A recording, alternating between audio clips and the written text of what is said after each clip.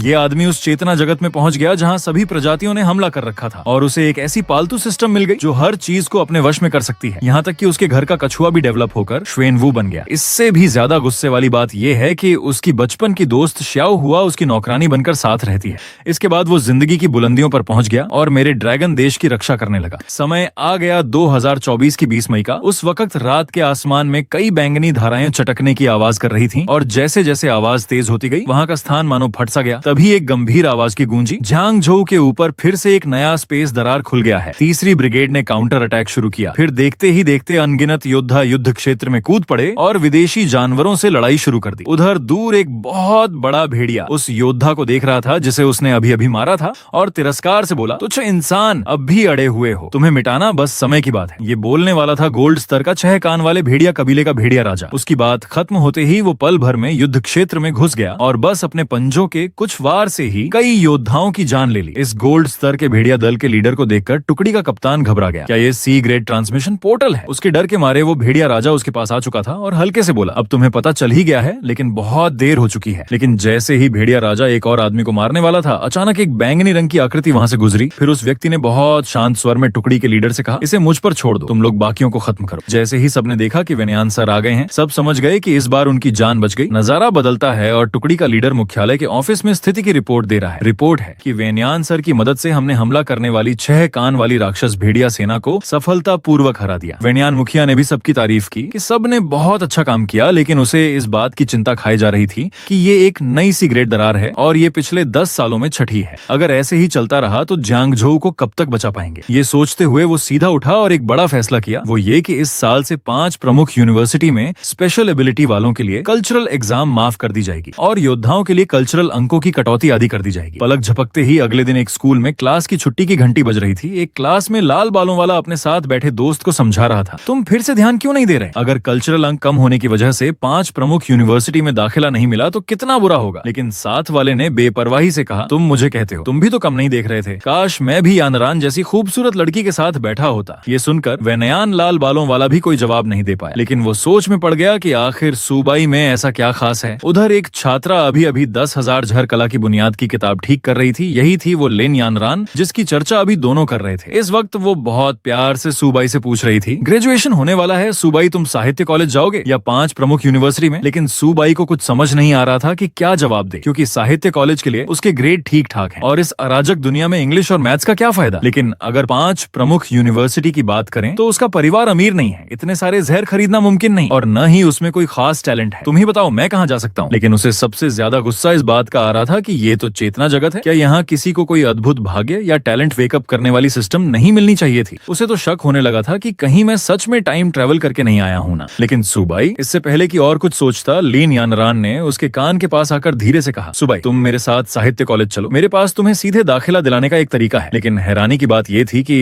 उसके ये कहते ही सूबाई जोर से चिल्ला पड़ा, अरे बाप रे। ये देख लिन यानरान ने उसे चुप रहने का इशारा किया, लेकिन वो ये नहीं जानती थी कि सूबाई उसकी बात से नहीं बल्कि अपनी आंखों के सामने अचानक आए सिस्टम पैनल को देखकर चौंका था। प्रोफेशन वेकअप हुआ, पशुपालक। ये प्रोफेशन न सिर्फ हर जीवित चीज से करार कर सकता है बल्कि उन्हें अनलिमिटेड रूप से डेवलप भी कर सकता है। और पैनल ने सूबाई को इस दुनिया के लेवल के बारे में भी बता दिया जहां 10,000 झरों का अटैक हुआ था। ये लेवल थे साधारण, bronze, silver, gold, platinum, diamond और फिर लिंगजू, किंग और गॉड लेवल। और हर लेवल के 3 भेद थे, शुरुआती, मिडिल और हाई। पैनल पर दिए गए अलग अलग गुणों को देखकर सूबाई ने सोचा ये चीज तो जैसे मांगने पर ही आ गई। लेकिन तभी लिन यानरान ने सूबाई को खोया हुआ सा खड़ा देखकर चिंता से पूछा, तुम्हें क्या हुआ? इतना पसीना क्यों आ रहा है? ठीक तो हो ना? इसी घटना से सूबाई को यकीन हो गया कि ये पैनल और कोई नहीं देख सकता। फिर उसने जोश में आकर लिन यानरान का हाथ पकड़ लिया और कहा, मैं ठीक हूँ। ये देखकर क्लास के बाकी लड़कों की तो जैसे आंखें फटी की फटी रह गईं। सब चिल्ला रहे थे, अपना गंदा हाथ हटाओ, हमारी देवी को मत छुओ। अरे तुम देवी के साथ बैठकर भी संतुष्ट नहीं हो। कुछ तो सीधे हाथ उठाकर उसे मारने ही दौड़े। लेकिन तभी टीचर ने अचानक क्लास में आकर कहा, सब शांत हो जाओ, एक अच्छी खबर है। झांगझोउ के 5 प्रमुख यूनिवर्सिटी की ऑफिशियल वेबसाइट पर नोटिस आया है। हमारे बैच से शुरू करके स्पेशल एबिलिटी वाले लोग कल्चरल एग्जाम के बिना सीधे झांगझोउ के 5 प्रमुख यूनिवर्सिटी में दाखिला ले सकते हैं। और जिन स्टूडेंट्स के पास शुरुआती योद्धा क्षमता है उनके लिए कल्चरल सब्जेक्ट के अंकों की कटौती आदि कर दी गई है। ये सुनते ही पूरी क्लास में हंगामा मच गया। सब हैरान थे कि ये तो बहुत बढ़िया बात है। मेरा तो पक्का 5 प्रमुख यूनिवर्सिटी में हो जाएगा, क्योंकि मेरे तो आधे अंक ही काफी हैं। अगर स्पेशल एबिलिटी होती तो और भी अच्छा होता। आधे अंक ही काफी हैं और स्पेशल एबिलिटी एबिलिटी चाहिए। मुझे लगता है तुम हवाई किले बना रहे हो। जाते जाते टीचर ने दरवाजे से सबको याद दिलाया कि जिनकी स्पेशल एबिलिटी वेकअप हो चुकी है या जिनके पास योद्धा बनने की बुनियाद है, वो मेरे ऑफिस में आकर अपना नाम रजिस्टर करा लें। इस वक्त सुबाई मन ही मन सोच रहा था कि कितनी अजीब बात है, मुझे अभी अभी पावर मिली है और मैं बिना एग्जाम के 5 प्रमुख यूनिवर्सिटी में जा सकता हूँ। सुबाई को सोच में पड़ा देखकर लिन यानरान को लगा कि कहीं वो 5 प्रमुख यूनिवर्सिटी में न जाने का सोच रहा हो। स्कूल से लौटते वक्त वो पुरानी बातें याद कर रहा था। मेरा नाम सुबाई है और मुझे इस दुनिया में आए 17 साल हो गए हैं। इस दुनिया में 1906 के 18 सितंबर को अचानक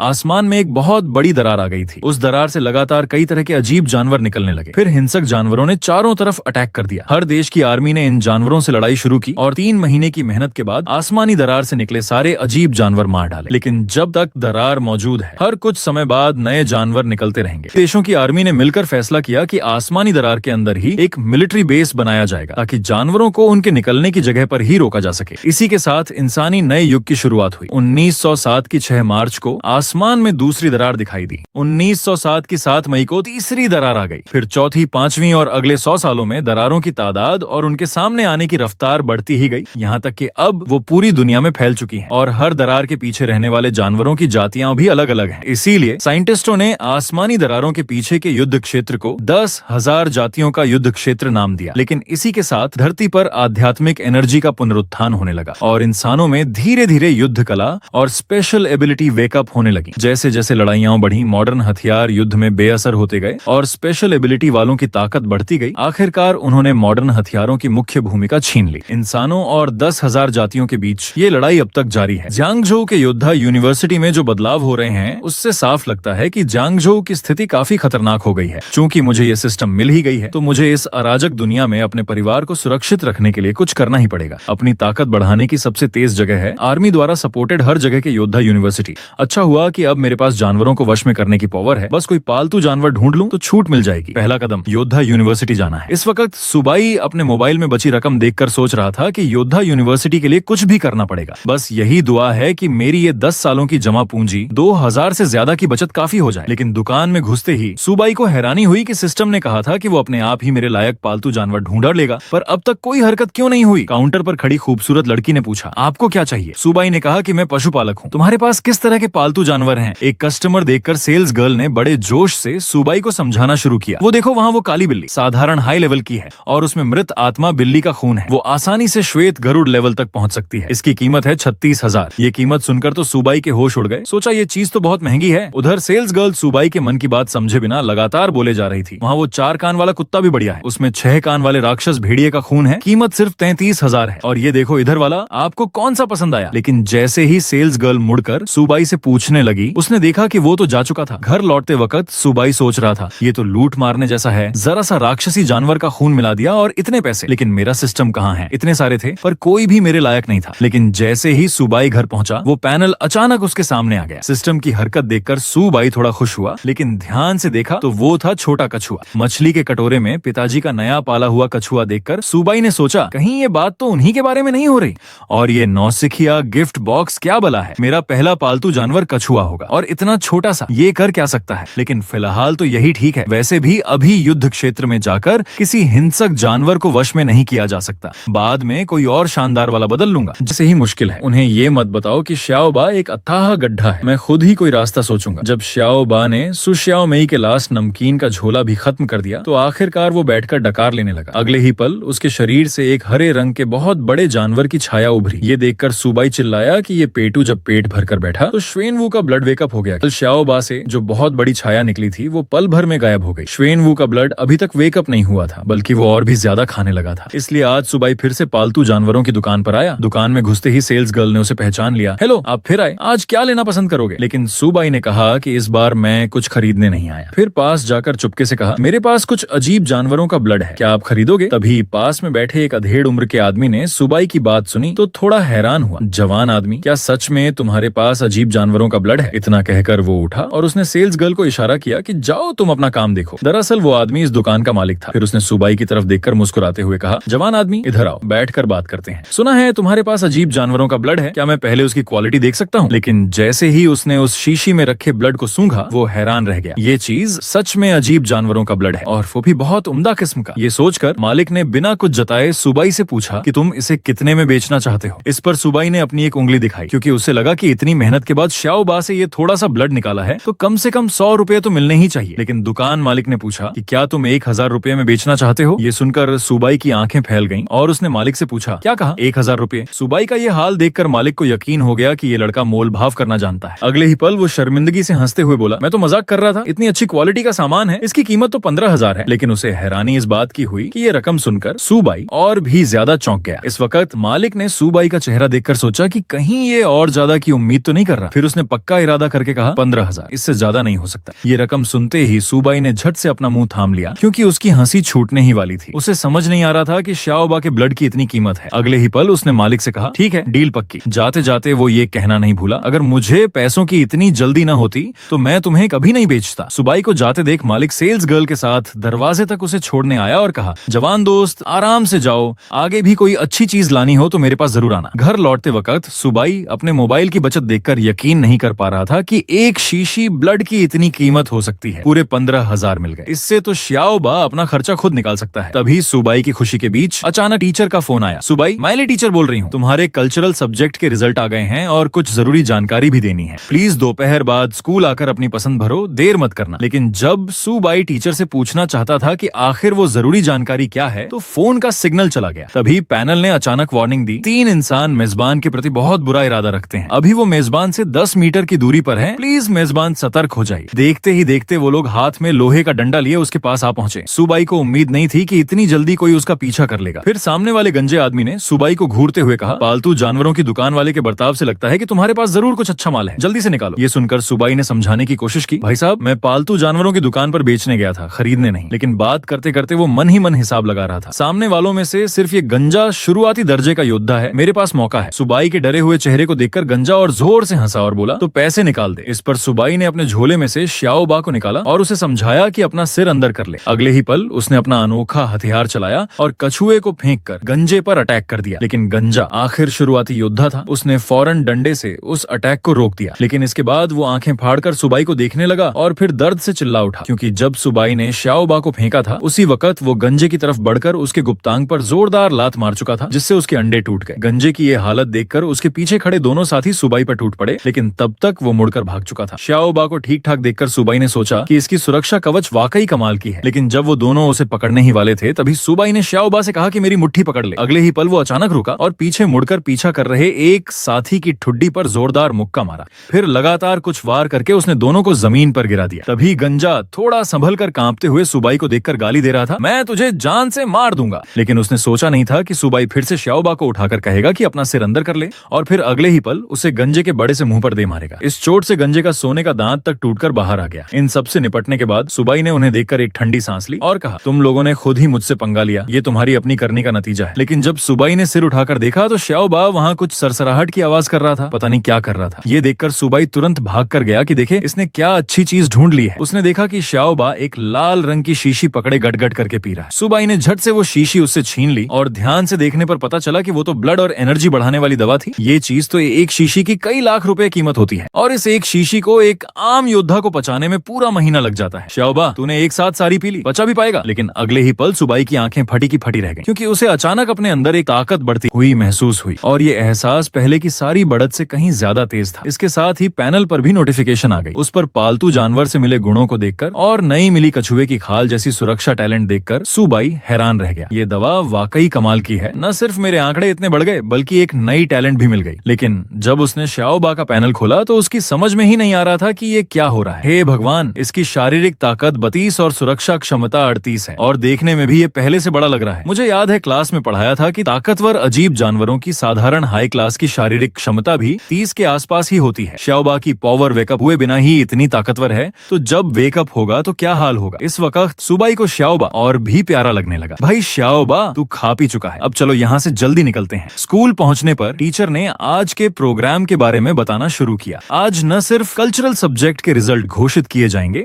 बल्कि ये भी पता किया जाएगा कि कौन किस यूनिवर्सिटी में जाना चाहता है। और टीचर ने एक और जरूरी बात भी बताई, कल 5 प्रमुख यूनिवर्सिटी के स्पेशल एडमिशन टीचर हमारे स्कूल में स्टूडेंट्स की स्पेशल एबिलिटी की जांच करने आएंगे। पिछले सालों की तरह इस बार भी सीधे दाखिले के 2 मौके हैं। इसी बीच लिन यानरान धीरे से सुबाई से पूछ रही थी कि उसने फैसला किया या नहीं, साहित्य कॉलेज जाएगा या 5 प्रमुख यूनिवर्सिटी में। सुबाई के जवाब ने लिन यानरान को चकरा दिया। क्या तुमने मेरे साथ साहित्य कॉलेज चलने का वादा नहीं किया था? 5 प्रमुख यूनिवर्सिटी में तो युद्ध क्षेत्र पर जाना पड़ता है, तुम्हें पता है वहाँ कितना खतरा होता है, और तुम्हारे ग्रेड भी तो। लेकिन लिन यानरान अपनी बात पूरी करती उससे पहले ही सुबाई ने गंभीर चेहरा बनाकर कहा, युद्ध क्षेत्र पर तो किसी न किसी को जाना ही पड़ेगा। मैं फ्रंट लाइन पर अपने खास लोगों की रक्षा के लिए ही जा रहा हूँ। इस वक्त लिन यानरान ने देखा कि सुबाई उसकी तरफ देख रहा है और उसका दिल घबराने लगा। क्या ये खास इंसान मैं हूँ? तभी जानकारी इकट्ठा कर रहे टीचर लिन यानरान के पास आए और पूछा, लिन यानरान, तुम किस यूनिवर्सिटी में जाना चाहोगी? इस वक्त सुबाई को लग रहा था कि लिन यानरान की कोई स्पेशल एबिलिटी नहीं जागी है और उसने कभी कोई खास शारीरिक अभ्यास भी नहीं किया, इसलिए वो ज्यादा संभावना साहित्य कॉलेज की ही चुनेगी। लेकिन लिन यानरान ने टीचर से कहा कि उसने अभी फैसला नहीं किया है और वो थोड़ा और सोचना चाहती है। कुछ स्टूडेंट्स को असमंजस में देखकर क्लास खत्म होने से पहले टीचर ने सबको याद दिलाया, ये तुम सबकी जिंदगी का एक अहम फैसला है। अपनी अंक तालिका लेकर घर जाओ और माँ बाप से सलाह करो। कल शाम से पहले अपनी पसंद बता देना। देखते ही देखते लिन यानरान घर पहुंच गई और उसने फूलों की पंखुड़ियों से भरे एक बड़े से टब में कदम रखा। ब्लड और एनर्जी बढ़ाने वाली दवा से भरे इस टब में बैठे बैठे उसने सुबाई को फोन लगाया। उसका चेहरा लाल हो रहा था और उसने कहा, सुबाई, मैंने भी 5 प्रमुख यूनिवर्सिटी में जाने का फैसला कर लिया है और मैं तुम्हें एक सरप्राइजेस भी दूंगी। उधर फोन के दूसरी तरफ सुबाई कछुए का मल साफ करने वाला बना हुआ था। यानरान, तुम मजाक तो नहीं कर रही? तुम 5 प्रमुख यूनिवर्सिटी में जा रही हो? जब उसने सुन लिया कि उसने फैसला कर ही लिया है तो उसने ज्यादा कुछ नहीं कहा, बस यानरान से कहा कि उसे अभी कुछ जरूरी काम है और उसने फोन रख दिया। अगले ही पल इमारत के अंदर से एक चीख सुनाई दी, शाओबा, तू तो बस खाने और गंद करने की मशीन है। तेरी कछुए वाली गंदगी से मेरा दम घुट रहा है। 5 प्रमुख यूनिवर्सिटी के स्पेशल एडमिशन टीचर स्कूल में आए। उस दिन मंच पर मौजूद कंडक्टर ने जोर से कहा, प्यारे स्टूडेंट्स, आइए हम सब दूर से आए 5 प्रमुख यूनिवर्सिटी के ट्रेनर झांगकाई का जोरदार स्वागत करें, जो आपको कुछ बताने आए हैं। वो आपके सीनियर भी हैं और हमारे फर्स्ट हाई स्कूल से निकले एक योद्धा भी। इसके बाद ट्रेनर झांग ने गंभीरता से बोलना शुरू किया। 1 साल पहले फर्स्ट हाई स्कूल से 126 लोग 5 प्रमुख यूनिवर्सिटी में दाखिल हुए थे। उनमें से अब तक 65 जिंदा हैं। 2 साल पहले 98 लोग दाखिल हुए थे, अब 32 जिंदा हैं। 3 साल पहले 86 लोग दाखिल हुए थे, अब 11 जिंदा हैं। दोस्तों, मैं ये सब तुम्हें डराने के लिए नहीं कह रहा, बल्कि ये समझाने के लिए कि 5 प्रमुख यूनिवर्सिटी में दाखिला लेना कोई शेख ही बघारने की बात नहीं है, बल्कि ये तुम्हारे सामने एक आम है, एक जिम्मेदारी है, एक खतरा है और देश की रक्षा करने का फर्ज है। 5 प्रमुख यूनिवर्सिटी ताकतवर लोगों को ट्रेन करने की जगह है। क्या तुम ताकतवर बनना चाहते हो? उनकी बात खत्म होते ही नीचे बैठे सब स्टूडेंट्स जोर जोर से चिल्लाने लगे। हाँ, लेकिन जैसे ही 5 प्रमुख यूनिवर्सिटी के टीचर का भाषण खत्म हुआ, वो सीधा सुबाई की तरफ बढ़े। सुबाई की पहचान पक्की करने के बाद उन्होंने उसे एक खबर दी, तुम्हें 5 प्रमुख यूनिवर्सिटी में सीधा दाखिला मिल गया है। फौरन 5 प्रमुख यूनिवर्सिटी में दाखिला परीक्षा की तैयारी के लिए रवाना हो जाओ। ये सुनकर सुबाई को एक पल के लिए कुछ समझ नहीं आया। क्या मुझे सीधा दाखिला मिल गया? लेकिन उसके सवाल का जवाब फिर भी ट्रेनर की तरफ से हाँ में ही मिला। हाँ सुबाई, गेट पर बस तुम्हारा इंतजार कर रही है। इस वक्त आसपास के जिन स्टूडेंट्स ने ये खबर सुनी वो सब बहुत जल रहे थे। अरे वाह, सुबाई को तो सीधा दाखिला मिल गया, इसकी तो सिफारिश बहुत पक्की है। कितनी अच्छी किस्मत है यार। पलक झपकते ही सुबाई बस से द्यांगझोउ योद्धा यूनिवर्सिटी पहुंच गया। इस भव्य मुख्य द्वार को देखकर सब हैरान थे कि यही है 5 प्रमुख यूनिवर्सिटी। खासकर गेट पर लगा वो बहुत बड़ा पत्थर का फलक, जिस पर बड़े बड़े अक्षरों में लिखा था, अपनी छाती से ड्रैगन देश की दीवार को कभी न झुकने देंगे। इस वक्त उनका गाइड कर रहे टीचर ने बिना किसी हैरानी के कहा, ये हमारे 5 प्रमुख यूनिवर्सिटी का मोटो है। फिर उन्होंने सबको अपने पीछे चलने को कहा। मैं आप लोगों को अभ्यास की वर्दी दिलवाता हूँ, उसके बाद हॉस्टल में चलेंगे। कुछ ही देर में वो उन्हें हॉस्टल की बिल्डिंग के नीचे ले आए। दोस्तों, सामने ही लड़कों का हॉस्टल है। आप लोग पहले हॉस्टल में जाकर आराम कर सकते हैं और अभी अभी मिली अभ्यास वर्दी बदल लें। थोड़ी देर बाद कोई आकर आपको दाखिला परीक्षा का समय बता जाएगा। टीचर के निर्देशानुसार सुबाई अपने रूम नंबर 303 पर पहुंचा। दरवाजे पर ही उसने अंदर से आती आवाज सुनी, योद्धा बनने की राह में शुरू के रिसोर्स बहुत मायने रखते हैं। पिछले कुछ दिनों पहले मेरे पिताजी ने यू पर्वत से बहुत कीमती अमृत ब्लड की 3 बूंदें खरीदी और फिर एक दवा बनाने के उस्ताद से 3 शीशी बेहतरीन शरीर मजबूत करने वाली दवा बनवाई। ये चीज तो बहुत कम मिलती है। इस वक्त रूम में मौजूद 2 लोग बोलने वाले के हाथ की शीशी देखकर हैरान थे और बहुत जल रहे थे। वाह, यही है ना अमृत ब्लड का रंग? मैंने तो कभी देखा नहीं था। घर पर मुझे ब्लड और एनर्जी फैलाने वाली दवा तो मिल जाती थी, लेकिन ये कीमती अमृत ब्लड मैंने भी पहली बार देखा है। जब वो लोग शीशी दिखाकर शेखी बघार रहे थे, तभी सुबाई ने दरवाजा खोलकर अंदर कदम रखा। नमस्ते, मैं सुबाई हूँ, 303 का ही। ये सुनकर लाल बालों वाले ने जोश में कहा, अब तो हमारे रूम के सब लोग पूरे हो गए। मेरा नाम हान जागैंग है, ये ताओ जाजून है और ये फान चाओवान है। नए आदमी को देखकर ताओ जाजून ने सुबाई को भी बुलाया कि वो भी आकर देखे हान जागैंग के पिताजी ने उसके लिए कितना कीमती अमृत ब्लड मंगवाया है। इस पर हान जागैंग ने और बड़ा चढ़ाकर कहा, मेरे पिताजी ने तो पूरे देश में कई लोगों से कहकर मेरे लिए ढूंढवाया। आखिरकार यूं पर्वत से 3 बूंदें मिल ही गईं। यूं पर्वत और 3 बूंदें सुनकर सुबाई के दिल में एक झटका सा लगा, कहीं ये वही तो नहीं जो मैंने बेचा था। फिर उसने धीरे से पूछ ही लिया, इतना कीमती अमृत ब्लड जरूर बहुत महंगा होगा ना? सुबाई की ये बात सुनकर हान जागैंग और भी जोश में आ गया। नहीं, नहीं, ज्यादा नहीं। हर बूंद कीमती अमृत ब्लड की कीमत बस 30,000 से कुछ ज्यादा है। तीनों बूंदें मिलाकर 10,000 से भी कम, बस छुटकी बजाने जितनी रकम है। ये कीमत सुनकर सुबाई का चेहरा एकदम उतर गया। वो मन ही मन उस बदमाश दुकानदार को कोसने लगा। मैंने तो 30,000 में बेचा और उसने तुम्हें तकरीबन 1 लाख में बेच दिया। सच में घिनौना दलाल है। लेकिन अगले ही पल नीचे से अचानक शोर सुनाई दिया। अरे देखो, हमारे हॉस्टल के नीचे कोई बहुत बड़ी खूबसूरत लड़की आई है। इस साल 5 प्रमुख यूनिवर्सिटी की सुंदरी प्रतियोगिता में मैं इसी को वोट दूंगा। क्या बॉडी है, क्या लंबी टांगे हैं, यही तो मेरी देवी है। इस वक्त हॉस्टल की प्रभारी आंटी उससे पूछ रही थी कि वो लड़कों के हॉस्टल में किसे ढूंढने आई है। यहाँ तक कि सुबाई के रूममेट भी सोच रहे थे कि आखिर ये देवी किसे ढूंढने आई है। लेकिन अगले ही पल उसने प्यार से कहा, आंटी मैं सुबाई से मिलने आई हूँ। ये सुनते ही आंटी ने ऊपर की तरफ चिल्लाकर कहा, सुबाई नाम का कौन है, जल्दी नीचे आओ, कोई खूबसूरत लड़की तुमसे मिलने आई है। फिर उन रूममेट्स ने देखा कि सुबाई ने हाथ हिलाकर कहा, मैं जरा नीचे जा रहा हूँ। ये देखकर कि ये कॉलेज की सुंदरी उससे मिलने आई थी, सबको लगा कि ये तो बहुत नाइंसाफी है। उन्हें उम्मीद नहीं थी कि इस लड़के में वाकई कुछ दम है। जब सुबाई रूम से नीचे आया तो लीन यानरान ने खुशी से उसे आवाज लगाई और कहा कि ये अभ्यास वर्दी में वो काफी दमदार लग रहा है। इतना कहकर वो आगे बढ़ी और उसकी वर्दी ठीक की। ये देखकर ऊपर खिड़कियों से झांक रहे सारे लड़कों के मुंह से चीख निकल गई। कॉलेज की सुंदरी ने सुबाई की वर्दी ठीक की। ये सुबाई कौन है, मेरी देवी को मत छुओ। फिर लिन यानरान ने चिंतित होकर उससे पूछा, सुबाई उस सीधे दाखिले वाली बात से तुम नाराज तो नहीं हो ना? सुबाई ने कहा, नहीं, लेकिन मैं तो खुद एग्जाम देने वाला था। खैर तुमने मेरे भले के लिए ही किया, थैंक यू। ये कहते हुए उसने उसके सिर पर हाथ फेर दिया। और लिन यानरान जब ये देखा कि सुबाई नाराज नहीं है तो उसके चेहरे पर तुरंत स्माइल आ गई। फिर उसने अपने हाथ का सामान सुबाई को देते हुए कहा, परसों दाखिला परीक्षा है, ये मैंने तुम्हारे लिए थोड़ी सी अभ्यास की दवा तैयार की है। ये देखकर सुबाई ने तुरंत मना किया, तुम पहले ही मेरी बहुत हेल्प कर चुकी हो, ये तुम अपने लिए रखो। लेकिन लिन यानरान ने सामान उसके हाथ में थमाया और मुड़कर जाने लगी। सुबाई मैं चलती हूँ, हम कल मिलेंगे। इस वक्त हॉस्टल की हर खिड़की पर लोग भरे हुए थे और सब गाली दे रहे थे, आखिर ये लड़का है कौन? अभी अभी इसने देवी के सिर पर हाथ फेरा था क्या? जल्दी पता करो इसका बैकग्राउंड क्या है, जो मुझसे देवी को छीनने की हिम्मत कर रहा है। जब सुबाई सामान लेकर रूम में लौटा तो उसके रूममेट्स ने उसे घेर लिया। सब उसे सुभाई कहकर बुला रहे थे और एक ने तो उसे मालिश तक करवा दी। सुभाई तुम तो बहुत छुपे रुस्तम निकले। अभी अभी नीचे जो देवी तुमसे मिलने आई थी वो कौन थी? सुबाई ने उन्हें बताया कि वो उसकी हाई स्कूल की सहपाठी है। इस पर हान जागैंग उसके पास आकर बोला, सुभाई हम तो एक ही रूम के भाई हैं। तुम्हारे और देवी के जैसे रिलेशनशिप को देखते हुए अगर देवी अपनी कुछ सहेलियों से हम भाइयों की मुलाकात करवा दे तो बात ही क्या है। ये कहते हुए उसने अपनी छाती पीटते हुए कहा, ऐसा करते हैं सुभाई, आज हमारे रूम के भाइयों की पहली मुलाकात है। थोड़ी देर में हम सब कहीं बाहर चलकर खाना खाते हैं, साथ बैठकर बातें करेंगे। ये कहकर सबने मिलकर फैसला किया कि ऐसा ही करेंगे। जाने से पहले उन्होंने सुबाई से कहा, तुम थोड़ा आराम करो, हम लोग जाकर इंतजाम करते हैं। सुबाई को ये भाई काफी मजेदार लगे और उसने कुछ नहीं कहा। फिर सुबाई ने अपने झोले से श्याओबा को निकालकर थोड़ी हवा लगने दी। हाथ में यानरान की दी हुई ब्लड और एनर्जी की दवा देखकर श्याओबा की आंखें चमक उठी। लेकिन अगले ही पल सुबाई ने धूर्तता से श्याओबा की तरफ देखकर कहा, ये दवा खाने के बाद तुझे क्या करना है, ये तो तुझे पता ही है ना। देखते ही देखते सब लोग खाने की जगह पर पहुंच गए। हान जागैंग उसे इतनी बढ़िया जगह लेकर आया था कि सुबाई को थोड़ी शर्मिंदगी हुई। लेकिन हान जागैंग ने कहा, सुबाई आज आप बस खूब खाओ पियो, बाकी सब मैं देख लूंगा। फिर खाने की जगह पर हान जागैंग ने अपना गिलास उठाया और कहा, 5 प्रमुख यूनिवर्सिटी में आकर आप जैसे लोगों से मिलना, खासकर सू भाई जैसे इन्फ्लुएंशियल इंसान से, मैं हान जागैंग अपने आप को बहुत खुशनसीब मानता हूँ। मैं सबसे पहले ये गिलास खत्म करता हूँ। उसकी इतनी खातिरदारी देखकर सुबाई ने कहा, मैं और यानरान हाई स्कूल के साथी हैं, उससे कहकर तुम लोगों की उसकी सहेलियों से मुलाकात करवाना कोई मुश्किल काम नहीं होगा। इस बारे में हम बाद में बात करेंगे, फिलहाल मुझे एक काम में तुम्हारी थोड़ी हेल्प चाहिए। ये सुनकर कि सुबाई को सच में उसकी जरूरत है, हान जागैंग ने फौरन कहा, सुबाई बताओ क्या काम है। फिर सुबाई ने एक शीशी निकाली और कहा, मेरे पास कुछ अनोखे अजीब जानवरों का ब्लड है, मैं चाहता हूँ कि तुम इसे बेचने में मेरी हेल्प करो।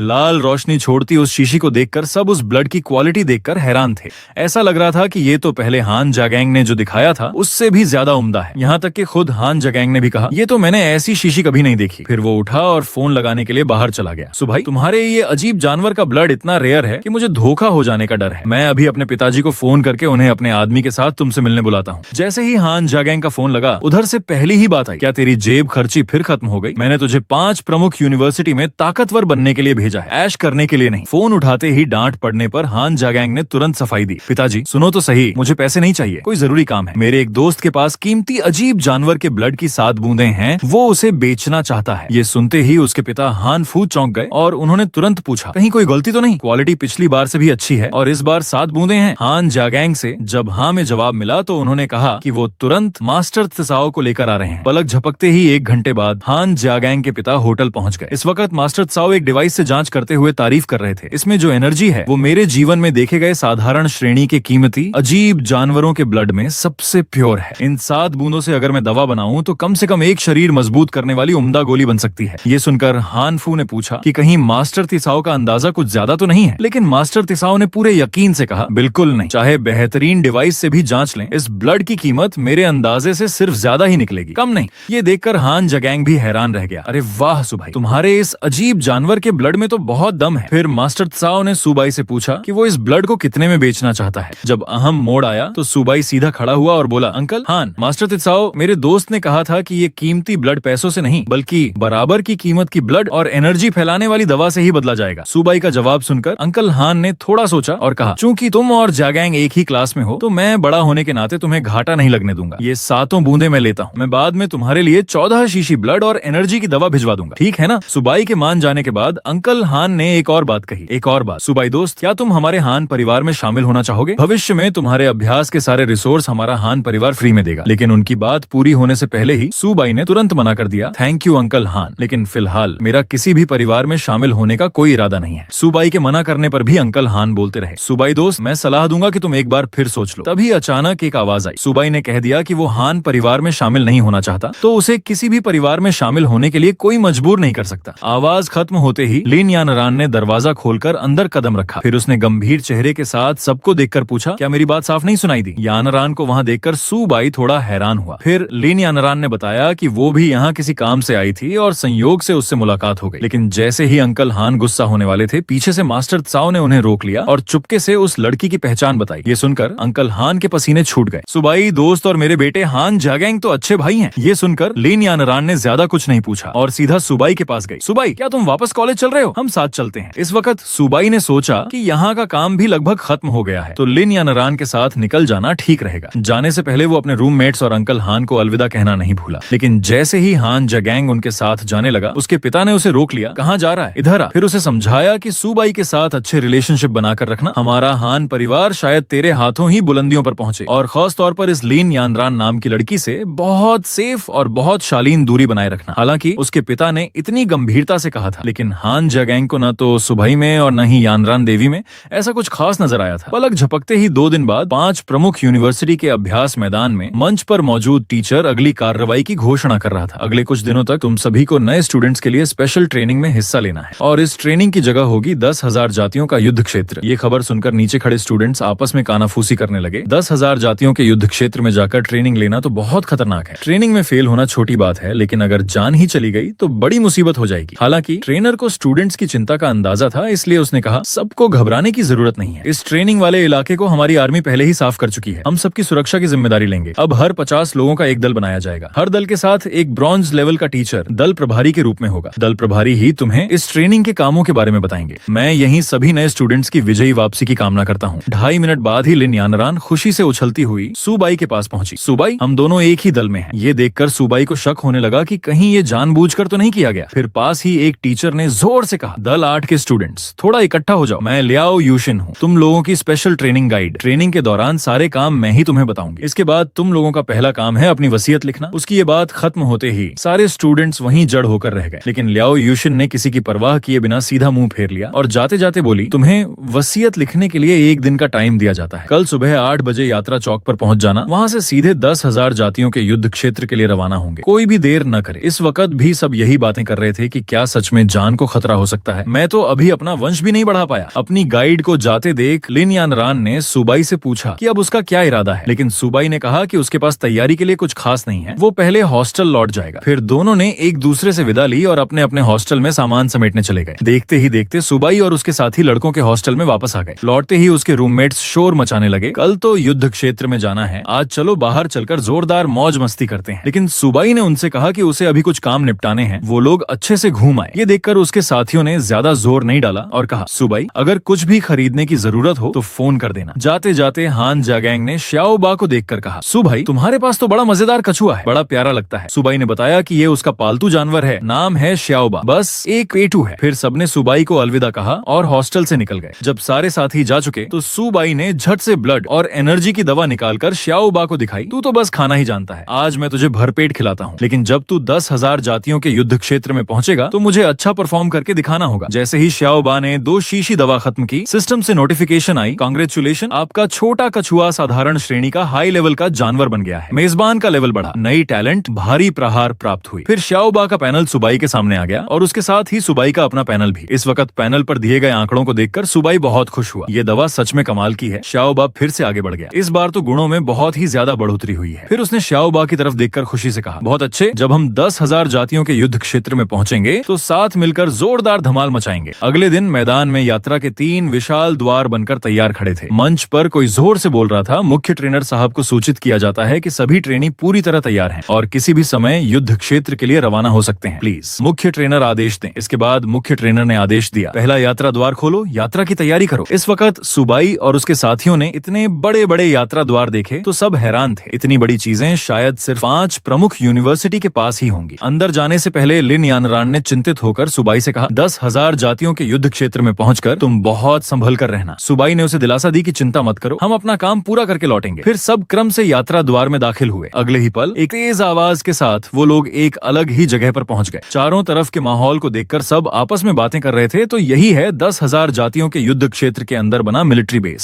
सच में हम यात्रा करके यहाँ पहुंच गए, कितना मजेदार है। लेकिन उनकी खुशी और जोश को एक आवाज ने तोड़ दिया, सब शांत रहो। ये देखकर उनके गाइड ने तुरंत आगे बढ़कर समझाया, डिप्टी कमांडर ली, ये सब नए भर्ती हैं, पहली बार युद्ध क्षेत्र देख रहे हैं। उस वक्त चेहरे पर निशान वाले एक आदमी ने अपना परिचय दिया, मैं F-269 नंबर मिलिट्री बेस का डिप्टी कमांडर हूँ। तुम मुझे डिप्टी कमांडर कह सकते हो या ऑफिसर। यहाँ आने के बाद मैं तुम्हारे ट्रेनी या गाइड होने की परवाह नहीं करता। मेरे इलाके में आए हो तो मेरे हुक्म का पालन करना होगा। फिर उसने सबकी तरफ देखकर जोर से पूछा, समझ गए? सबके जवाब के बाद उसने आगे कहा, आज तुम लोगों की किस्मत अच्छी है, मेरी टुकड़ी ने अभी अभी एक लड़ाई खत्म की है। तुम्हारा पहला काम होगा युद्ध क्षेत्र की सफाई करना और इस दौरान बची हुई कुछ मृत आत्मा बिल्लियों को खत्म करना। ये काम तुम जैसे नए भर्तियों के लिए बिल्कुल सही है और मृत आत्मा बिल्लियों को मारकर तुम सैनिक मेरिट पॉइंट पा सकते हो। रसद विभाग में इन पॉइंट के बदले तुम ब्लड और एनर्जी की दवा और अलग अलग लेवल की शरीर मजबूत करने वाली दवाइयां ले सकते हो, जिससे तुम अपनी ताकत बढ़ा सकते हो। ये सुनते ही सब भाइयों की आंखें फिर से चमक उठी। सच में रसूख बनाने में ही फायदा है। तो सैनिक मेरिट पॉइंट से दवाइयां मिल सकती हैं, इसीलिए इतने लोग जान जोखिम में डालकर भी इस युद्ध क्षेत्र में आते हैं। इन सबकी बातें सुनकर डिप्टी कमांडर बस मुस्कुराए और बोले, छोरे छोरियों, तुम लोगों की बेताबी देख रहा हूँ, तो चलो फिर मेरे साथ, अभी काम शुरू करते हैं। ये सुनकर सब खुशी से झूम उठे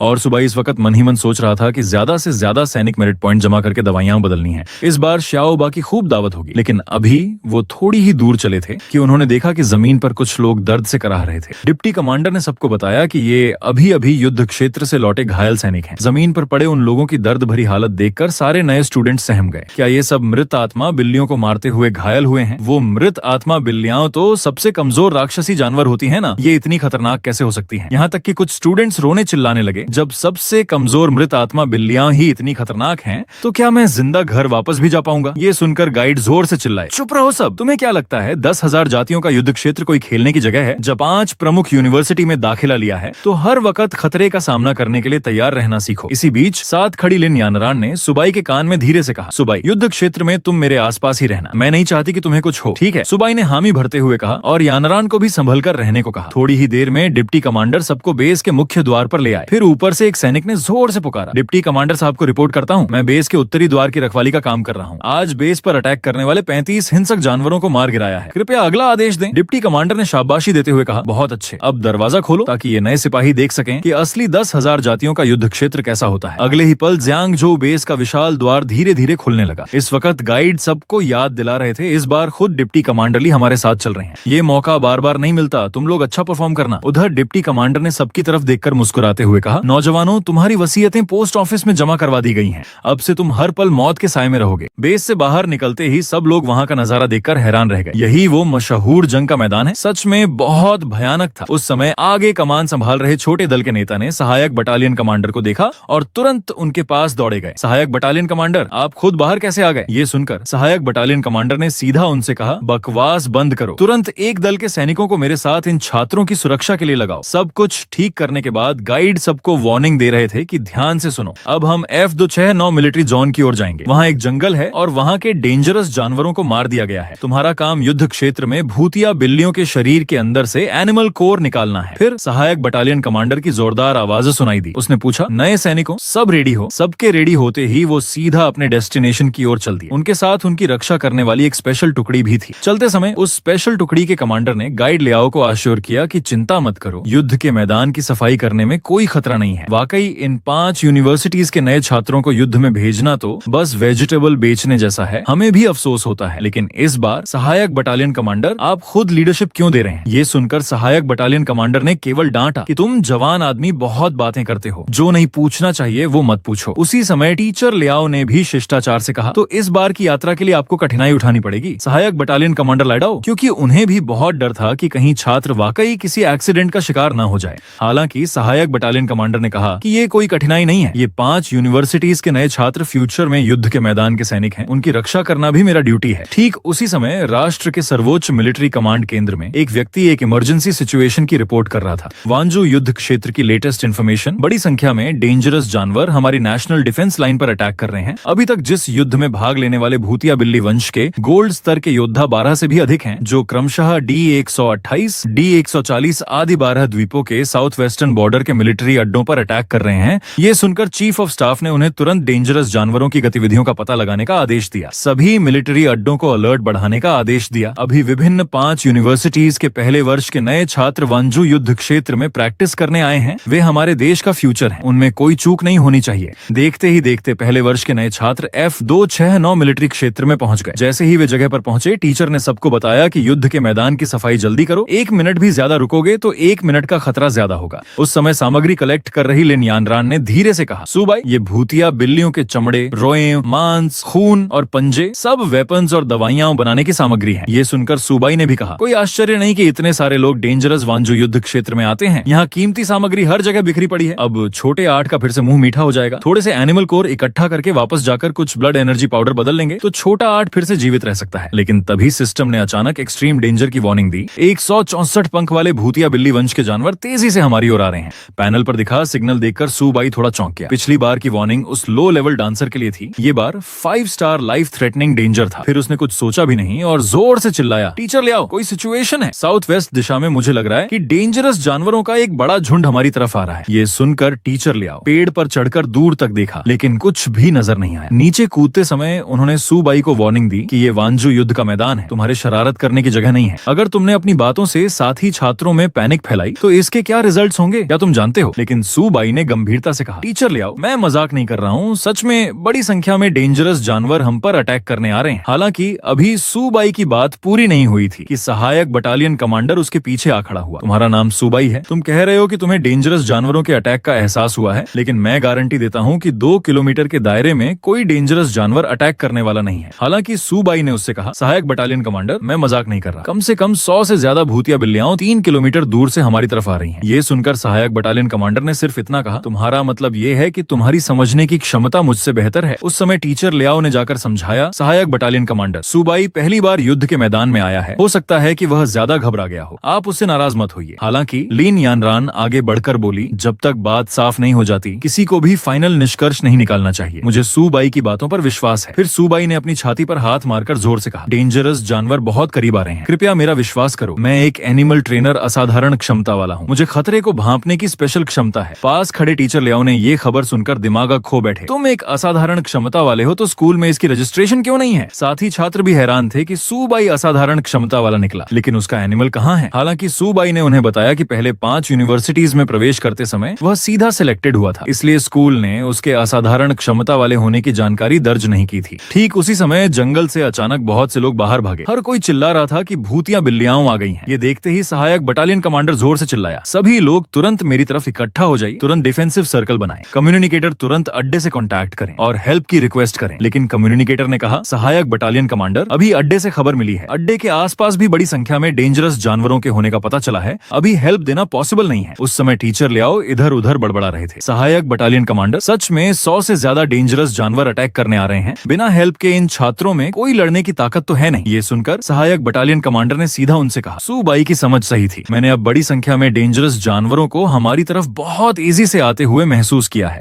उसी समय सहायक बटालियन कमांडर को कुछ याद आया। उसने तुरंत सहायक दल के नेता को ऑर्डर दिया, 4 सैनिकों को भेजो जो इन 2 छात्रों की पूरी ताकत से रक्षा करें। हालांकि सुबाई ने कहा कि मुझे लड़ाई में प्रोटेक्शन की जरूरत नहीं है। उसकी बात खत्म होते ही जंगल से ब्रॉन्ज शुरुआती लेवल की एक भूतिया बिल्ली निकली, फिर एक के बाद एक शाखाओं के पीछे से लोगों की तरफ दौड़ी। ये डेंजरस जानवर इंसानों का कत्लेआम कर रहे थे। देखकर सब हैरान थे कि ये बिल्लियां कहाँ हैं? ये तो बाघों जैसी लग रही थी। लड़ाई के दौरान सहायक बटालियन कमांडर सबको समझा रहा था कि डिफेंसिव सर्कल मजबूती से बनाए रखो, जब तक हम भूतिया बिल्लियों के पहले अटैक को रोक लेंगे हम उन्हें हरा सकेंगे। जैसे ही भूतिया बिल्लियां छात्रों की तरफ दौड़ी, अचानक एक आवाज गूंजी। 5 यूनिवर्सिटीज के विद्यार्थी विद्यार्थियों, क्या तुम्हें अपनी शपथ याद है? मेरी छाती से राष्ट्र अटल रहे, लंबा लंबा। आवाज गिरते ही कुछ ब्लू रोशनियां भूतिया बिल्लियों की तरफ दागी गईं। अगले ही पल छात्रों के पीछे से दो लोग भूतिया बिल्लियों की तरफ दौड़ पड़े। इन दोनों ने आराम से भूतिया बिल्लियों को मार डाला। छात्रों में खुशी की लहर दौड़ गई। उस समय पास के टीचर लियाओ ने भी उन्हें पहचान लिया। शूटर झांगमानी और नेचुरल ताकतवर लो योंगकियांग, हमारी इस बैच के छात्रों की क्षमता सच में कमाल की है। पास के सूबाई ने भी कहा, इन दोनों की क्षमता सच में बहुत तेज है, लेकिन मेरे पास तो सिर्फ छोटा 8 है वेपन। हालांकि सब लोग उन दोनों के लिए जयकार कर ही रहे थे कि अचानक एक तीखी चीख सुनाई दी। उस समय जंगल में एक आला साया इधर उधर घूम रहा था। वो थी गोल्ड स्तर की भूतियां, बिल्लियों की क्वीन। ये देखकर सहायक बटालियन कमांडर लाइडाओ वहीं सन्न रह गया। उसे समझ नहीं आया कि इस इलाके में सिल्वर स्तर की बिल्ली क्वीन कैसे आ गई। उसने तुरंत अड्डे से फिर से हेल्प की रिक्वेस्ट की। नए बछड़े को शेर से डर नहीं लगता। सहायक बटालियन कमांडर लाइडाओ के हैरान होते ही लो योंगकियांग और दूसरा व्यक्ति बिल्ली क्वीन की तरफ दौड़ पड़े। कैसी बिल्ली क्वीन? पहले मेरा एक वार खा। तभी टीचर लियाओ जोर से चिल्लाए, सावधान, जल्दी वापस आओ, ये सिल्वर स्तर का डेंजरस जानवर है, मजाक की बात नहीं है। बिना किसी आश्चर्य के बिल्ली क्वीन ने एक ही वार में उन दोनों को तुरंत नीचे गिरा दिया। उस समय टीचर लियाओ अब भी चिल्ला रहे थे कि दोनों जल्दी वापस आ जाएं, लेकिन सहायक बटालियन कमांडर लाइडाओ जानता था कि अब देर हो चुकी है। फिर उसने सबको तुरंत गोली चलाने को कहा। पहले उन दोनों को बचाने की कोशिश करो, लेकिन तब तक बिल्ली क्वीन उन दोनों पर फिर से अटैक करने को थी। उसी समय सूबाई की आवाज तो सुनाई दी। ये तरीका थोड़ा अजीब है, मैं एनिमल ट्रेनर सूबाई हूँ, छोटा 8 मेरा पेट जानवर है, तुम छोटे जानवरों को साफ करने की जिम्मेदारी लो, ये बिल्ली क्वीन मुझ पर छोड़ो। ये बात कहते ही सबने तालियां बजानी शुरू कर दी। वाह, क्या कछुआ अब इतना ताकतवर हो गया है। सूबाई ने हाथ हिलाकर कहा, छोटा 8, इस जंगली बिल्ली को अपना तेवर दिखा। जैसे ही छोटा 8 जमीन से उड़ा, सब लोग देखते रह गए। ये क्या चीज है? सूबाई का ये कछुआ इतनी तेज कैसे दौड़ता है? यहाँ तक कि सहायक बटालियन कमांडर ने छोटे 8 और बिल्ली क्वीन की लड़ाई देखकर कहा, उम्मीद नहीं थी कि इस सूबाई में इतनी क्षमता है। ये सुनकर पास के टीचर लियाओ ने भी कहा, सूबाई, छात्र का पेट जानवर सच में थोड़ा अलग है। देखा कि सूबाई के कछुए ने बिल्ली क्वीन को रोक लिया है। टीचर लियाओ ने मुंह घुमाकर सबसे कहा, सब साथ चलो, हम इन भूतिया बिल्लियों को खत्म करते हैं। छोटा 8 उसे डेडली वार करने को तैयार था, लेकिन जब उसने अपने पूरे जोर से अपने पंजे छोटे 8 के खोल पर मारे तो उसे पता चला कि उसके सारे पंजे टूट चुके हैं, जबकि छोटा 8 ने कवच डिफेंस स्किल एक्टिव कर रखा था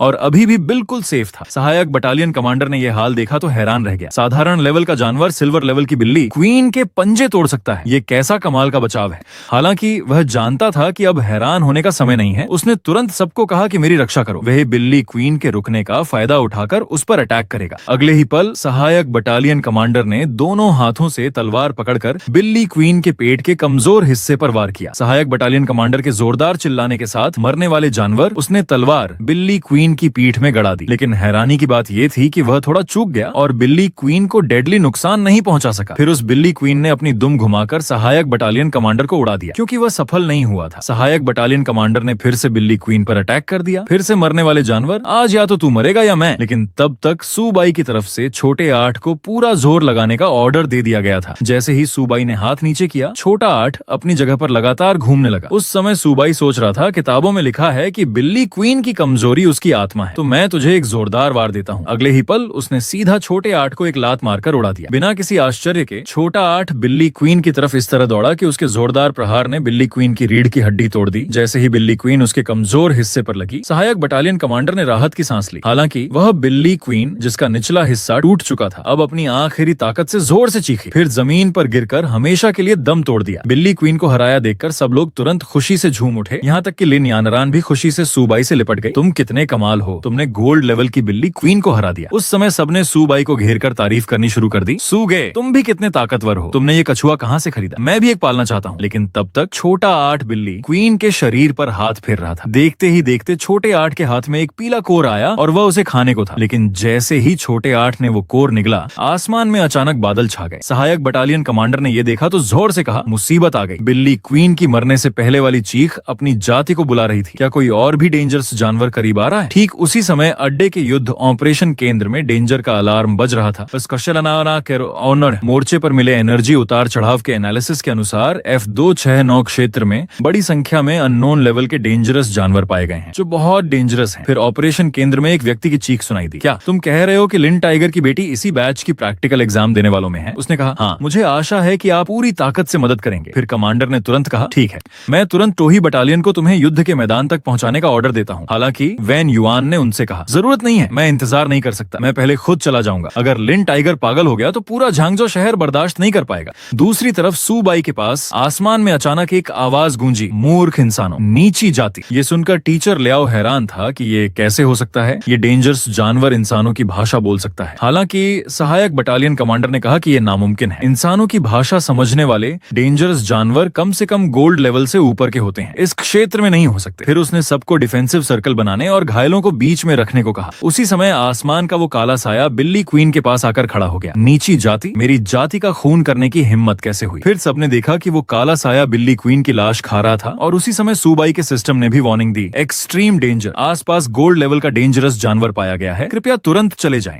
जैसे ही उस काले साये ने बिल्ली क्वीन की लाश खत्म की, सबने उसका रूप साफ देख लिया। वह थी गोल्ड लेवल की परिवर्तित शैडो बिल्ली क्वीन। ये डेंजरस जानवर देखकर सबकी लड़ने की इच्छा खत्म हो गई। यहाँ तक कि उनके टीचर ने भी गोल्ड लेवल का जानवर कभी नहीं देखा था। लेकिन सहायक बटालियन कमांडर उस पल पीछे नहीं हटा। उसने जोर से कहा, सब लोग घायलों को लेकर पीछे हटो, मैं बचाव करूंगा, और तलवार उठाकर उस डेंजरस जानवर की तरफ दौड़ा। लेकिन जब तक वह शैडो बिल्ली क्वीन के बालों को छूता, तब तक एक ही वार में उड़ चुका था। ये देखकर सूबाई ने जल्दी से छोटे 8 को सहायक बटालियन कमांडर की रक्षा करने को कहा। फिर वो छोटा 8 सहायक बटालियन कमांडर के सामने आकर खड़ा हो गया और उसके लिए बिल्ली क्वीन का वार सह लिया। ये देखकर कि ये कछुआ उसके एक वार को झेल सकता है, बिल्ली क्वीन को थोड़ा आश्चर्य हुआ। ये कछुआ काफी मजबूत है। लेकिन अगले ही पल उस वार के पीछे के झटके से छोटे 8 की पीठ टूट गई और उस पर 3 खूनी निशान पड़ गए। सूबाई को अचानक खून की उल्टी आई। सहायक बटालियन कमांडर ने अंदाजा लगाया कि क्या ये एनिमल ट्रेनर की प्रतिभा का मूल स्रोत शेयर करने वाली क्षमता है। उसी समय सूबाई के पैनल पर भी एक वार्निंग मैसेज आया, ट्रेन्ड एनिमल गंभीर रूप से घायल हो गया है, जिससे एनिमल ट्रेनर की प्रतिभा मूल स्रोत शेयर एक्टिव हो गई है। उस समय उसकी हालत देखने आए टीचर लियाओ और सहायक बटालियन कमांडर ने देखा कि सूबाई पर कोई बाहरी चोट नहीं है। दोनों मन ही मन सोच रहे थे, क्या सूबाई सच में उस पौराणिक एनिमल ट्रेनिंग स्किल मूल स्रोत शेयर को समझ गया है? फिर टीचर लियाओ ने तलवार उठाकर सबको जोर से कहा, सूबाई अपने पेट जानवर के लिए गोल्ड लेवल की भूतिया बिल्ली का अटैक सहन कर रहा है, हम सब जल्दी से उसकी मदद करें। ये सुनकर सबने कहा, उसे अकेला नहीं लड़ने देंगे। दूसरी तरफ बिल्ली क्वीन ने सबके हौसले देखकर तिरस्कार से कहा, बस एक झुंड चींटियां। अगले ही पल उसने शैडो अटैक करके सब पर वार कर दिया। जैसे ही वो काला साया टीचर लियाओ के पास से गुजरा, वह अचानक चिल्लाया, बुरा हो गया, सूबाई सावधान। फिर देखते ही देखते वो काला साया सीधा सूबाई की तरफ दौड़ा। लेकिन ठीक उसी समय अचानक धमाके की आवाज हुई। ये नजारा देखकर लिन यानरान कुछ सोचती रह गई। लेकिन सूबाई उस समय बड़े बड़े सीने से लगा हुआ हल्के से मुस्कुराया। सिल्वर लेवल की बिल्ली क्वीन का क्रिस्टल आखिरकार अब्सॉर्ब हो गया। उसी समय पैनल पर एक मैसेज आया, छोटा कछुआ अपग्रेड होकर ब्रॉन्ज शुरुआती लेवल पर पहुंच गया है, आभासी कछुआ स्किल का उपयोग कर सकता है, यानी आभासी कछुआ ब्लड लाइन एक्टिव करके थोड़े समय के लिए आभासी काला कछुआ बना रह सकता है। अगले ही पल देखते ही देखते छोटे 8 ने सीधा गोल्डन रंग का आभासी काला कछुआ प्रकट कर दिया। उस समय टीचर लियाओ ने आसमान में गोल्डन काले कछुए को देखकर विश्वास नहीं किया कि ये सूबाई का पेट जानवर है। पास के सहायक बटालियन कमांडर ने साहस करके गैस किया कि क्या ये एपिक लेवल का पेट जानवर है। दूसरी तरफ सूबाई के घाव भी बहुत ठीक हो गए थे। फिर उसने परिवर्तित बिल्ली क्वीन की तरफ इशारा करते हुए जोर से कहा, छोटा 8 मुझे इस जानवर को खत्म करो। आवाज खत्म होते ही छोटे 8 ने बिल्ली क्वीन को एक तमाचा मारा। ये देखकर सब वहीं सन्न रह गए। सबने तारीफ की कि सूबाई का ये पेट जानवर, जो अभी ब्रॉन्ज शुरुआती लेवल पर है, में इतनी भयानक दबदबा है, उसका ब्लड लाइन लेवल काफी ऊंचा लगता है। और भी हैरानी की बात ये थी कि छोटा 8 बिल्ली क्वीन को एक थप्पड़ में उड़ा सकता है। हालांकि इस वार ने बिल्ली क्वीन को पूरी तरह से गुस्से से भर दिया। फिर उसने पूरे शरीर में ब्लैक एनर्जी फैला दी और चीखने लगी, मैं चाहता हूँ तुम सब मरो। ये देखकर कि बिल्ली क्वीन पागल हो गई है, सबने वार्निंग दी, सब जल्दी पीछे हटो। लेकिन वो बिल्ली क्वीन ने किसी को भी बख्शने की प्लान नहीं बनाई थी। अगले ही पल उसने शैडो डिविजन स्किल का इस्तेमाल किया। उसके शरीर से कई ब्लैक परिवर्तित बिल्लियां निकली। ये परिवर्तित बिल्लियां सीधे छोटे 8 को पार करके सबकी तरफ दौड़ी। ये देखकर सूबाई ने जल्दी से छोटे 8 को उन्हें रोकने का ऑर्डर दिया। तब देखते ही देखते छोटे 8 ने जोर से चिल्लाकर ग्रेविटी 0 स्किल का इस्तेमाल किया। तुरंत ही सारी परिवर्तित बिल्लियां जो इंसानों पर झपट रही थीं, वहीं स्थिर हो गईं और हिल नहीं पाईं। अगले ही पल वे एक बड़े ग्रेविटी बल से छोटे 8 की तरफ खींच गईं। फिर छोटे 8 ने बड़ा मुंह खोलकर उन्हें निगल लिया। देखा कि छोटे 8 ने पीछे के खतरे को टाल दिया। सूबाई ने सीधा उससे कहा, पूरी ताकत लगा दो, अब और किसी से मतलब मत रखो। सूबाई की बात खत्म होते ही छोटे 8 के मुंह से गोल्डन रोशनी की एक तेज किरण निकलने लगी। वो किरण एक शक्तिशाली एनर्जी वेव में बदलकर बिल्ली क्वीन की तरफ दागी गई। जब सब इस एनर्जी वेव की शक्ति की तारीफ कर ही रहे थे, तब तक वो बिल्ली क्वीन उसके वार से चूर चूर हो चुकी थी। दूसरी तरफ एक व्यक्ति तेजी से अटैक वाली जगह की तरफ बढ़ रहा था, लेकिन जब वह पहुंचा तो देखा कि लड़ाई खत्म हो चुकी थी। उसने इतना भयानक बैटलफील्ड देखकर अंदाजा नहीं लगा सकता था कि ये लोग क्या बीते होंगे। लिन यानरान को देखकर वेन युआन जल्दी से पास आकर बोला, यंग लेडी, तुम्हें देखकर बहुत अच्छा लगा कि तुम ठीक हो। वेन युआन को आया देखकर टीचर लियाओ भी थोड़ा हैरान हुआ। फिर सहायक बटालियन कमांडर ने आकर रिपोर्ट कहा, वेन युआन, मैं F269 मिलिट्री अड्डे का सहायक बटालियन कमांडर लाइडाओ हूँ। इस लड़ाई में मैंने एक दल की सेना के साथ 5 यूनिवर्सिटीज के गाइड्स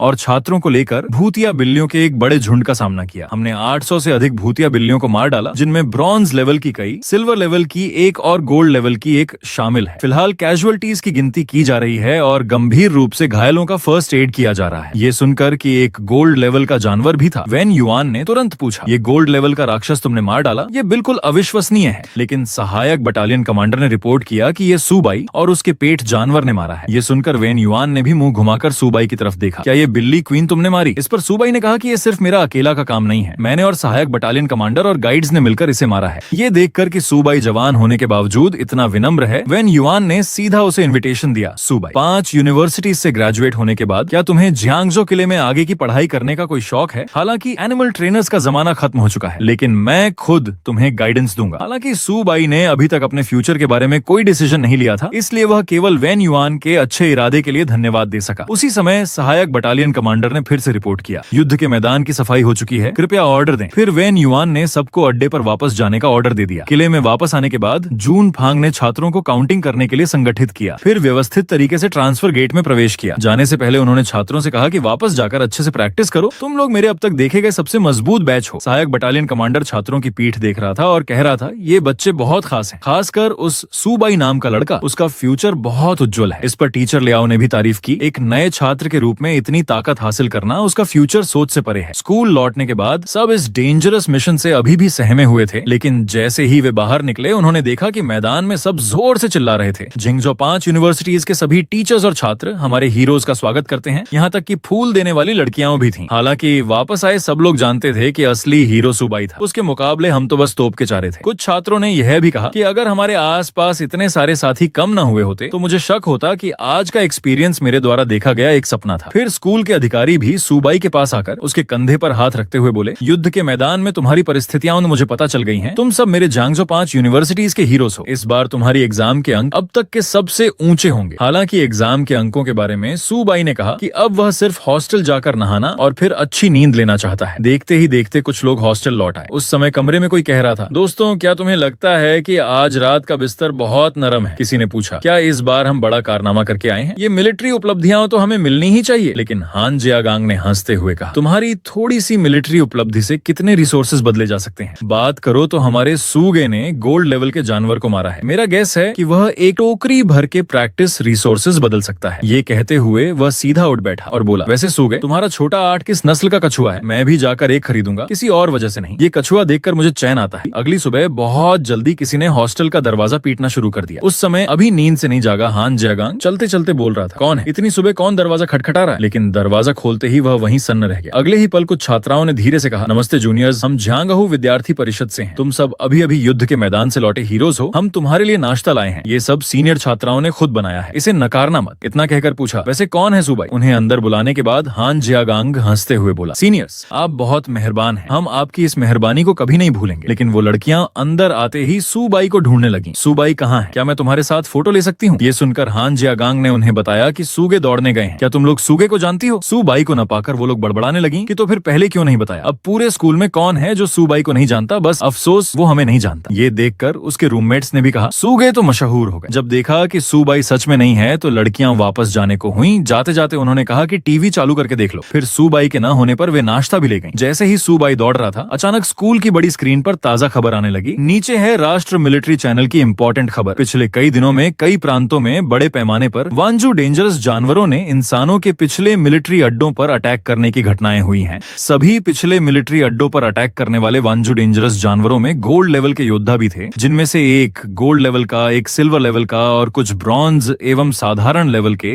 डेंजरस जानवर मारे गए, जिनमें एक छात्र सूबाई ने अकेले ही गोल्ड लेवल के डेंजरस जानवर को रोक रखा था और गाइड्स तथा सेना के एक ब्रॉन्ज लेवल के एक्सपर्ट के सहयोग से उसे मारने का कारनामा किया। पूरे क्षेत्र में हार के सिवा सिर्फ जियांगजो 5 यूनिवर्सिटीज ही विजयी रहा। राष्ट्र सेना ने डिसीजन लिया है कि जियांगजो 5 यूनिवर्सिटीज के सभी सहभागी छात्रों एवं गाइड्स को सामूहिक रूप से द्वितीय श्रेणी के सम्मान से सम्मानित किया जाएगा, जिसमें ग्रेट वॉल सिल्वर मेडल दिया जाएगा और छात्र सूबाई को उसके उत्कृष्ट कारनामों के लिए व्यक्तिगत रूप से प्रथम श्रेणी के सम्मान के रूप में ग्रेट वॉल गोल्ड मेडल प्रदान किया जाएगा। उस समय सूबाई ने सोचा भी नहीं था कि ये इतना अचानक होगा। खबर आते ही स्कूल के सब लोग चर्चा करने लगे, क्या सूबाई 5 यूनिवर्सिटीज का पहले वर्ष का छात्र है? बहुत ताकतवर है, मैं जन्मों जन्म ग्रेट वॉल गोल्ड मेडल नहीं पा सकता। ये एक नए छात्र ने पा लिया। 5 यूनिवर्सिटीज, जय हो मानव जाति। जी जीत हमारी है। मैं सू बाई से मिलना चाहता हूँ। कुछ लड़कियां तो जोर से चिल्ला रही थी, कौन सू बाई को जानता है, मैं उसके साथ रिश्ता बनाना चाहती हूँ। जब सू बाई किसी तरह लोगों की नजरों से बचकर भागा तो उसके फोन की घंटी बजी। फोन उठाते ही उसने सुना कि उसकी बहन फोन पर बहुत उत्साहित होकर चिल्ला रही थी, भाई तुम टीवी पर आ गए हो, माँ बाप ने कहा है कि तुम घर आ जाओ, तुम्हारी दावत करेंगे। माँ बाप भी इधर उधर कह रहे थे, बेटा तुम्हें इतना बड़ा सम्मान मिला है, अब पड़ोस के सब लोग तुम्हारे बारे में पूछ रहे हैं। तुम्हारे बड़े फूफा जी की पत्नी की छोटी बहन ने अभी फोन किया था कि तुमसे एक लड़की का परिचय कराना चाहती है। फिर सू छोटी बहन ने विनती करते हुए कहा, भाई तुम जल्दी घर आ जाओ वरना हमारे घर का दरवाजा टूट जाएगा। परिवार वालों को ऐसा कहते देख सू बाई को केवल इतना कहना पड़ा, ठीक है एग्जाम खत्म हुई है, 2 दिन की छुट्टी है, मैं थोड़ा सा सामान रखकर वापस आकर देखूंगा। जैसे ही सू बाई नीचे पहुंचा उसने किसी को जोर से चिल्लाते सुना, अरे बूढ़े सू, कमाल हो गया, तुम्हारे घर का हीरो वापस आ गया है, जल्दी बाहर आकर स्वागत करो। लेकिन ये नजारा देखकर सू बाई के पसीने छूट गए, क्या ये सब मेरे लिए इंतजार कर रहे हैं? उस समय पड़ोस के लोग चिल्ला रहे थे, सू बाई वापस आ गया, हीरो वापस आ गया, क्या तुम्हें हमें याद है? हमने तुम्हें बचपन में गोद में लिया था। सू छोटी बहन ने सू बाई को देखा तो खुशी से रो पड़ी, भाई तुम आखिरकार आ गए। घर लौटते समय पड़ोसियों ने सू बाई को अपने घर खाने का इन्विटेशन दिया, चलो चलो बूढ़े सू बाई को लेकर मेरे घर चलो, बर्तन में कछुआ पका है, हम सब साथ में थोड़ी पी लेंगे। हालांकि सू बाई के पिता ने उस समय कहा, सबकी दया का शुक्रिया, घर पर खाना तैयार है, जब बच्चा थोड़ा आराम कर लेगा तो मैं उसे सबके यहाँ मिलने भेजूंगा। अपने पिता को यूं मदद करते देख सू बाई ने तुरंत कहा, मैं थोड़ी देर में जरूर सभी चाचा चाची से मिलने आऊंगा।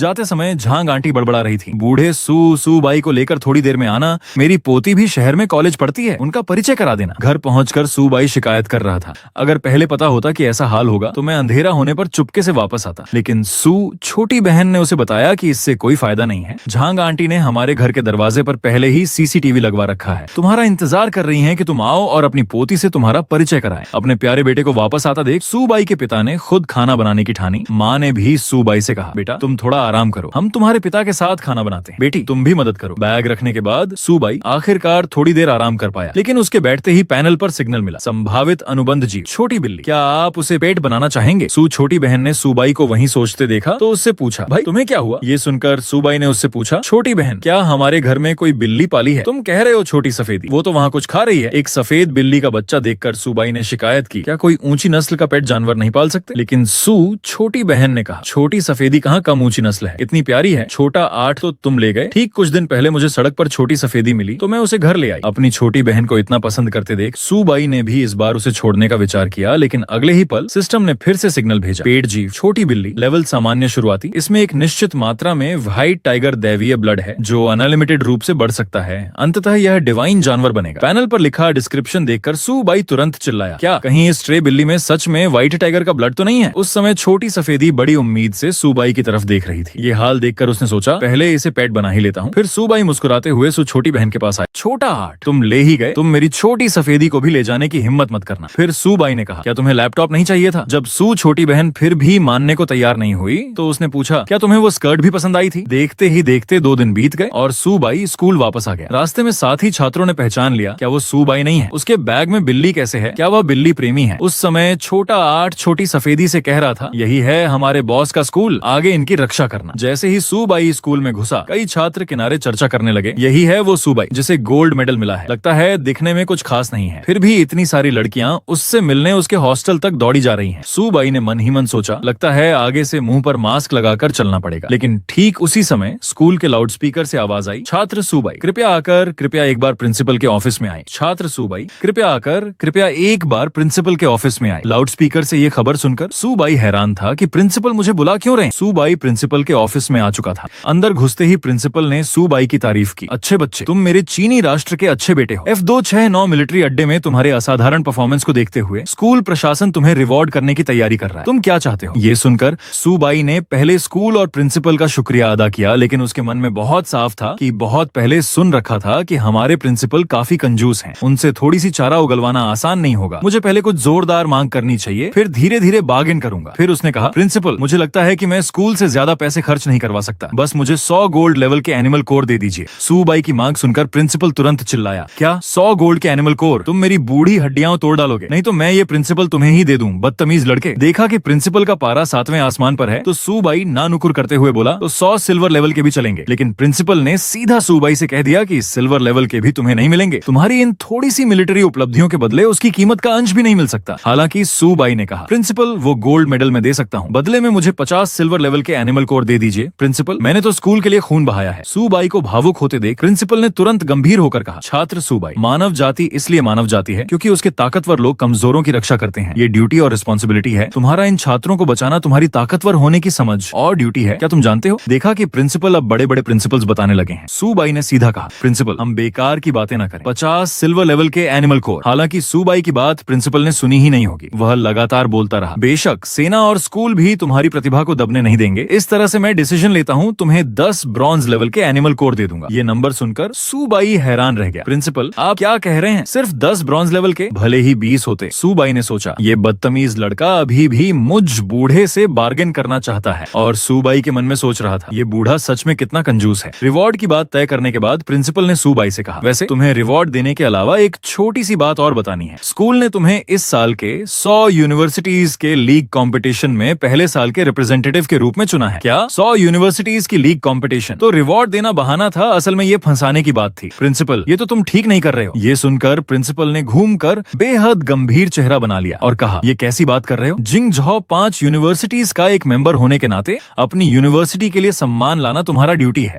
और तुम्हें रिसोर्सेज तो चाहिए नहीं। ये आसान है। लीग के इनाम बहुत शानदार हैं। हालांकि सुबाई जानता था कि 100 यूनिवर्सिटीज की लीग कंपटीशन में तगड़े प्लेयर्स होते हैं। अच्छी रैंक लाना इतना आसान नहीं होगा। जवान आदमी इतना डरपोक कैसे हो सकता है? खैर जल्दी वापस जाकर तैयारी करो। कल सुबह ट्रेनिंग कक्ष में मिलना, देर मत करना। सुबाई को जाता देख प्रिंसिपल मन ही मन बड़बड़ाया। आजकल के जवानों को मूर्ख बनाना मुश्किल होता जा रहा है। देखते ही देखते दूसरे दिन की सुबह हो गई। खेल के मैदान के अंदर प्रिंसिपल खुद सबको विस्तार से समझा रहे थे। इस बार के 100 यूनिवर्सिटीज के लीग की मेजबानी सेना कर रही है। हालांकि एजुकेशन मिनिस्ट्री ने हमारे स्कूल को उतने रिसोर्सेज नहीं दिए जितने कैपिटल के 5 यूनिवर्सिटीज और मगा के 5 यूनिवर्सिटीज जैसे फेमस स्कूल्स को दिए। फिर भी मैं आशा करता हूँ कि तुम लोग और भी अच्छे रिजल्ट्स ला सकते हो। अब नेम लेता हूँ, वू किंगशु, बाइनिंगबिन, शियोंग तियानक्सियांग, फेंगज्यूग। उस समय लो योंगकियांग शिकायत कर रहा था, सच में बहुत अन्याय है। हमारे जियांगजो 5 यूनिवर्सिटीज की स्थापना देर से हुई है, इसलिए छात्रों को मिलने वाले प्रैक्टिस रिसोर्सेज उन फेमस स्कूल से काफी कम है। सुनता हूँ हमारे स्कूल के पिछले सालों के रैंक्स भी बहुत पीछे रहे हैं। नेम लेने के बाद प्रिंसिपल ने कहना जारी रखा, इस साल हमारे स्कूल के लीग में भाग लेने वाला रिप्रेजेंटेटिव दल कुल 10 सदस्यों का है। तुम सब हर कक्षा के सबसे अच्छे छात्र हो। अब एक बात और बताता हूँ, इस साल हमारे स्कूल के रिप्रेजेंटेटिव दल के कैप्टन का पद सुबाई संभालेगा। ये सुनकर सुबाई तुरंत चिल्लाया, प्रिंसिपल मैं कैप्टन बनूं? क्या तुम गलत समझ रहे हो? हालांकि प्रिंसिपल ने कहा कि सुबाई को कैप्टन बनाने का डिसीजन स्कूल प्रशासन की चर्चा के बाद लिया गया है। हालांकि उस समय दूसरे साथी छात्रों ने भी असंतोष जताया। प्रिंसिपल किंगशु सीनियर चाहे ताकत से हो या योग्यता से, हम सब में सबसे मजबूत हैं। एक पहले साल के नए छात्र को कैप्टन बनाने का क्या अधिकार है? हाँ, सुबाई तो एक ब्रॉन्ज शुरुआती लेवल की असाधारण क्षमता वाला है और किंगशु सीनियर से तो पूरे एक लेवल का फासला है। वह कैप्टन कैसे बन सकता है? इससे पहले कि वो बात खत्म करते प्रिंसिपल ने उन्हें टोक दिया।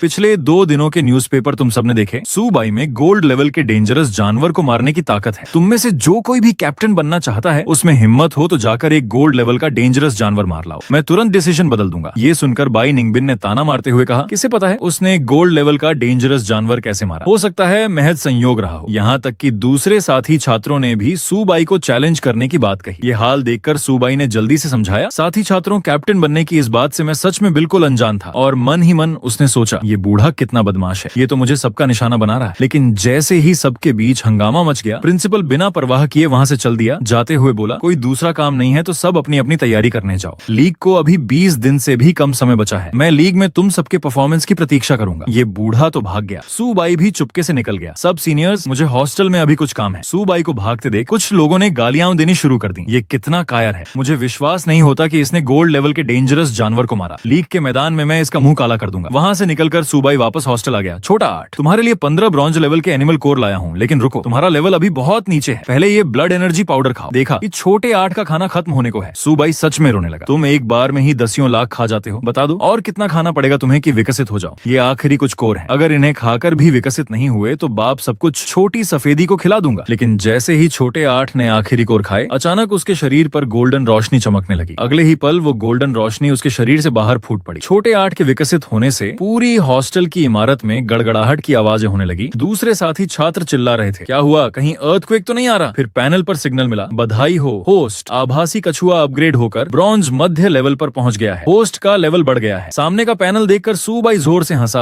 आखिरकार लेवल बढ़ गया। हालांकि छोटे 8 की स्किल्स की संख्या तो नहीं बढ़ी, लेकिन इसके गुणमान और स्किल लेवल में काफी बढ़ोतरी हुई है। उसी समय पैनल ने फिर से सिग्नल भेजा, बधाई हो होस्ट, छोटी बिल्ली का बच्चा अपग्रेड होकर सामान्य लेवल के उच्च लेवल पर पहुंच गया है। उसने स्किल प्रेत भूत कदम जगा लिया है। सच में बहुत अच्छा है। छोटी सफेदी ने भी लेवल बढ़ा लिया। छोटी सफेदी की चपलता के गुण काफी ऊंचे हैं। ये तो एक्सप्लोसिव ग्रोथ है। चूंकि छोटा 8 और छोटी सफेदी दोनों का लेवल बढ़ चुका है, तो अब हमारी भी बारी है। आवाज खत्म होते ही पैनल पर फिर से सिग्नल मिला। होस्ट सुबाई, profession animal trainer, level bronze का मध्य लेवल। उसे आभासी कछुए का 30% और छोटी बिल्ली के बच्चे का 20% गुण सपोर्ट मिला है। उस पल सुबाई अपने शरीर में हुए बदलाव को महसूस कर रहा था। उसका विश्वास बढ़ गया था। वह 100 यूनिवर्सिटीज की लीग के मंच पर अपना जलवा बिखेरने के लिए रेडी था। सुबाई जैसे ही लाइब्रेरी पहुंचा, वो सामने की बिल्डिंग देखकर हैरान रह गया। उसने नहीं सोचा था कि जियांग वू की लाइब्रेरी इतनी बड़ी होगी। लाइब्रेरियन वेन यान ने उससे कहा, ये तो बिल्कुल नॉर्मल है। हमारे कॉलेज की लाइब्रेरी तो कॉलेज बनने से पहले से यहाँ थी। यही जियांगजो वूदा की असली विरासत है। कार्ड लगाने के बाद लाइब्रेरियन थोड़ा हैरान हुआ कि ये फर्स्ट ईयर का नया स्टूडेंट 180 पॉइंट्स लेकर आया है। तुम जो एनिमल ट्रेनरों से जुड़ी किताबें देखना चाहते हो, वो उस तरफ हैं। जो डेटा देखना है, जाओ। थैंक यू कहकर सुबाई उस तरफ बढ़ गया। दोनों तरफ किताबों से भरी अलमारियां देखकर उसने कहा, एनिमल ट्रेनरों से जुड़ी किताबें सच में काफी हैं। ये मैं काफी दिनों तक पढ़ता रहूंगा। थोड़ी देर बाद शेल्फ पर एक किताब लुओ फान की आत्मकथा ने सुबाई का ध्यान खींचा। उसे लगा ये नाम कहीं सुना है। तीनों लोगों का सोर्स, आत्मा अमर, डिवाइन हथियार इकट्ठा, सेक्रेड एनिमल्स का कवच, जड़ों और पत्तियों का सोर्स एक समान। किताब के बारे में लिखा देखकर सुबाई ने सोचा कि सोर्स एक समान करने की ये स्किल तो मैं पहले ही सीख चुका हूँ। फिर आत्मा अमर और सेक्रेड एनिमल्स का कवच का क्या मतलब है? जब वो ध्यान से किताब पढ़ रहा था तो पास के कुछ लोगों ने उसे पहचान लिया। हालांकि वो जानते थे कि सुबाई वही फेमस नया स्टूडेंट है, फिर भी उनका मानना था कि एक एनिमल ट्रेनर चाहे कितना भी डेटा देख ले, उसका कोई फ्यूचर नहीं है। सुबाई ने दूसरों की टिप्पणियों पर ध्यान नहीं दिया और सिर्फ किताब पढ़ता रहा। उसने सोचा, ये लुओ फान सीनियर वाकई बहुत शानदार थे। उन्होंने न केवल 3 बड़ी टेक्निकें, सोर्स एक समान, सेक्रेड एनिमल्स का कवच और आत्मा अमर खुद बनाई, बल्कि अकेले ही हानिकारक जीवों के अटैक का मुकाबला किया। लेकिन अफसोस, आखिरकार वो अकेले में बहुतों का सामना न कर सके और वार में वीरगति को प्राप्त हुए। लगता है ये किताब मुझे पूरी पढ़नी होगी। लेकिन जैसे ही सुबाई किताब के कंटेंट से प्रभावित हुआ, उसके हाथ में मौजूद किताब अपने आप हवा में उछल गई और उसमें से सुनहरी रोशनी निकलने लगी। उसने कहा, क्या हो रहा है? मुझे एक पावर शरीर में एंटर करती हुई फील हो रही है। कुछ ही देर में सुबाई काउंटर पर आया और लाइब्रेरियन से बोला, सर क्या ये किताब मैं उधार ले सकता हूँ? लेकिन जैसे ही लाइब्रेरियन ने स्कैन करने की कोशिश की, उसने पाया कि इस किताब पर कोई लेबल नहीं था। तो उसने कहा, ये शायद लाइब्रेरी की किताब नहीं है ना? लेकिन सुबाई ने कहा, नहीं, ये किताब मैंने तो शेल्फ से ही उठाई थी। जैसे ही लाइब्रेरियन ने किताब खोलकर उसका कंटेंट देखना चाहिए, उसने पाया कि चाहे कितना भी जोर लगाए, किताब नहीं खुल रही थी। ये देखकर सुबाई हैरान हुआ। ऐसा कैसे हो सकता है? अभी तो मैं इसे पढ़ ही रहा था। लेकिन जैसे ही सुबाई ने किताब अपने हाथ में ली, वो आसानी से खुल गई। ये हालात देखकर लाइब्रेरियन कुछ ज्यादा दखल नहीं देना चाहता था। उसने सीधे सुबाई से कहा, शायद कहीं कोई गड़बड़ी हो गई है। तुम ये किताब ले जाओ, पढ़ लेना, जब मन हो तब वापस कर देना। सुबाई ने कहा, बहुत बढ़िया, कोई डेडलाइन नहीं है। Thank you sir bye. लेकिन जैसे ही सुबाई लाइब्रेरी से बाहर निकला, लाइब्रेरियन ने फोन उठाकर कहा, प्रिंसिपल सर, जो किताब आपने शेल्फ पर रखवाई थी वो उसे ले गया है। प्रिंसिपल को यकीन नहीं हुआ कि वो सच में वो किताब खोल पाया। लेकिन लाइब्रेरियन ने उन्हें आश्वस्त किया, जी हाँ, मैंने खुद देखा। फोन रखने के बाद प्रिंसिपल काफी देर तक स्थिर खड़े रहे। फिर बोले, लुओ फान, जिसका तुम इंतजार कर रहे थे, वो 100 साल बाद आखिरकार आ गया। अगर तुम अपनी कब्र के नीचे हो तो शायद बहुत खुश होगे। 2 हफ्ते बाद ही इंटर कॉलेज लीग का मैच शुरू हो गया। ये league east, west, south, north और सेंट्रल 5 जोन में होती है। हर जोन से 2 टीमें फाइनल में पहुंचती हैं। जियांगजो प्रांत के 8 कॉलेजों की टीमें जियांगजो वूदा में इकट्ठा होकर मुकाबला करेंगी। न्यूज रिपोर्ट्स के अलावा कई स्ट्रीमर्स भी इसका फायदा उठा रहे थे। कोई बोल रहा था, दोस्तों, इस साल की लीग के टिकट मिलना बहुत मुश्किल है। मैं तुम्हारे लिए पूरा मैच लाइव स्ट्रीम करूंगा, थोड़े से गिफ्ट्स भेज देना। वहीं कॉलेजों के बीच भी आरोप प्रत्यारोप चल रहे थे। कोई बोल रहा था, लॉन्ग यिंग वूदा यहाँ आने की हिम्मत कैसे हुई? ये तो बस अपनी हार मिटाने आए हैं। तो कोई बोल रहा था, किसकी हार मिटाने आए हैं? ये देखना अभी बाकी है। फू चुआन के कचरे। स्टेडियम के अंदर एक बहुत बड़ा अखाड़ा बनाया गया था, जो लगभग पूरी तरह भरा हुआ था। जियांगजो वूदा में प्रोफेसर लियाओ पूछ रहे थे, सब आ गए हैं? तो एक टीम मेंबर ने कहा, सुबाई को छोड़कर सब आ गए हैं। दूसरे ने कहा, वो हमारे कैप्टन है ना, कहीं पीछे हटने वाला तो नहीं? ये कहते ही एक आवाज आई, मैं पीछे हटने वाला कैसे हो सकता हूँ? देखो मैं आ गया हूँ। सुबाई का चेहरा देखकर प्रोफेसर लियाओ मन ही मन हैरान हुए।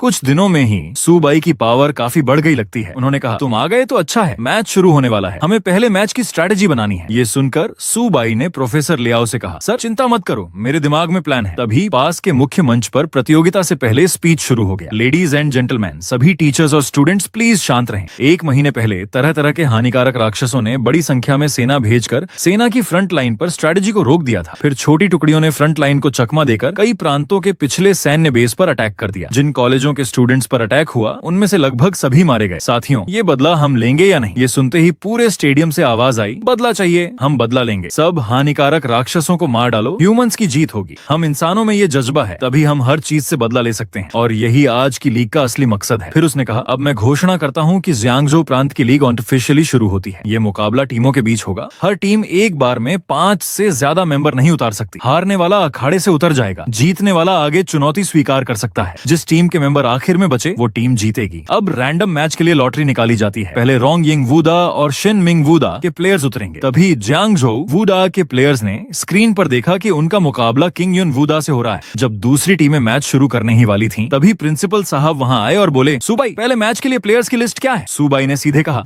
मैं पहले उतरूंगा, बाकी 4 तुम लोग खुद तय कर लेना। ये सुनकर प्रोफेसर लियाओ चौंक गए। सुबाई, ये तुम्हारी स्ट्रेटेजी है? दूसरे प्लेयर्स भी बोले, हमें किंग युन की टीम के हिसाब से स्ट्रेटेजी बनानी चाहिए ना। तुम पहले उतरे तो अगर हार गए तो फिर हमारी जियांगझोउ वूदा की शर्मिंदगी होगी। लेकिन सुबाई ने सबको आश्वस्त किया, फिक्र मत करो, मैं तुम्हें कभी डिसअपॉइंट नहीं करूंगा। वो प्रिंसिपल जो अब तक साइलेंट थे, उन्होंने सुबाई में बदलाव पहचान लिया था। उन्होंने सोचा, कुछ ही दिनों में इसकी पावर इतनी बढ़ गई। सच में ये समझने की स्किल काफी अच्छी है। लेकिन प्रिंसिपल को भले ही पता था कि सुबाई को कोई प्रॉब्लम नहीं होगी, फिर भी वो उसके पास गए और बोले, तू ज्यादा नाचना मत, अपने सीनियर्स के लिए भी थोड़ा छोड़ दे, वरना सबको रुला देगा। 1.5 मिनट बाद एक प्लेयर के उछलकर बाहर जाने के साथ ऐलान हुआ कि शिन मिंग वूदा ने जीत हासिल कर ली। प्रोफेसर लियाओ थोड़ा परेशान थे कि शिन मिंग वूदा ने इतनी जल्दी अपने प्रतिद्वंद्वी को हरा दिया, लेकिन उन्होंने सुबाई को सलाह दी और कहा, अब तुम्हारी बारी है। सुबाई सीधे बड़े कदमों से अखाड़े की ओर बढ़ा और बोला, तुम लोग बस देखते रहो। वैसे भी दूसरे लोग ये देखना चाहते थे कि सुबाई में दम कितना है। सुबाई को अखाड़े में आते देख लिन यान रान ने जोर से चिल्लाकर कहा, सुबाई तुम जीतोगे, चैंपियनशिप तो पक्की करो। जैसे ही सुबाई अखाड़े में चढ़ा, किंग मिंग वूदा का एक लाल बालों वाला लड़का भी ऊपर आ गया। उसने सुबाई को पहचानते हुए कहा, तू वही फर्स्ट ईयर का नया स्टूडेंट है जिसने गोल्ड लेवल के हानिकारक जानवर को मार डाला था ना? सुबाई ने कहा, हाँ वो मैं ही हूँ।